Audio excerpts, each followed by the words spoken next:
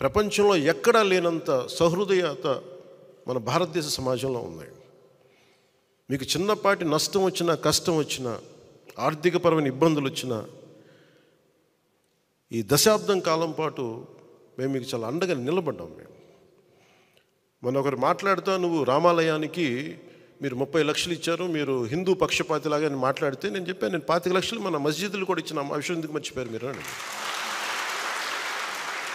మీరు ఈ మాట మాట్లాడితే ఈ మాట కూడా గుర్తు చేసుకోవాలి కదా. అలా కాదు, నేను కూర్చోది అది నా ధర్మం, అది నా ధర్మాన్ని నేను గౌరవిస్తాను. ఇస్లాం మతాన్ని సంపూర్ణంగా గౌరవిస్తాను. నేను దాన్ని, నా మతాన్ని నేను ఆరాధిస్తాను. ఇస్లాం మతాన్ని సంపూర్ణంగా నేను గౌరవిస్తాను. నిన్న నా తెలిసిన జానీ మాస్టర్ ఆయన నాకు ప్రతిసారి నాకు ఖురాన్ ఇచ్చిన, బైబిల్ ఇచ్చిన చెప్పులు పక్కన పెట్టి మరీ తీసుకుంటాను, దాన్ని కళ్ళకద్దుకుంటాను. సో ఎందుకంటే భారతదేశంలో మనం మత సమైక్య, మతం మనందరం ఐక్యత ఉండడం చాలా చాలా అవసరం. ఈరోజు నా అభిమానులు అందరూ కూడా అన్ని భిన్నమైన మతాల నుంచి, భిన్నమైన కులాల నుంచి ఉన్నారు నా అభిమానులు.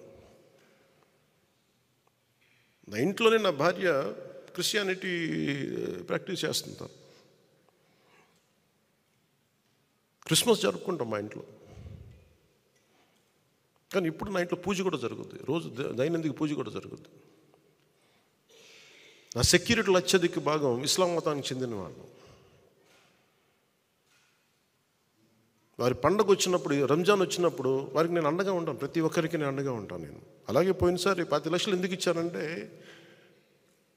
ముఖ్యంగా ఈ మద్రాసాల్లో పిల్లలు చదువుకోవడానికి, వాళ్ళకి ఏదైనా అవసరాలకి 10 లక్షలు నేను ఇచ్చాను. నేను ఎప్పుడు, నేను కొన్నిసార్లు ఇప్పుడు తెలియజేశాను, ఈసారి ప్రతి సంవత్సరం తెలియచేయను, నేను అంతే సైలెంట్గా చేసుకుని వెళ్ళిపోతుంటాను.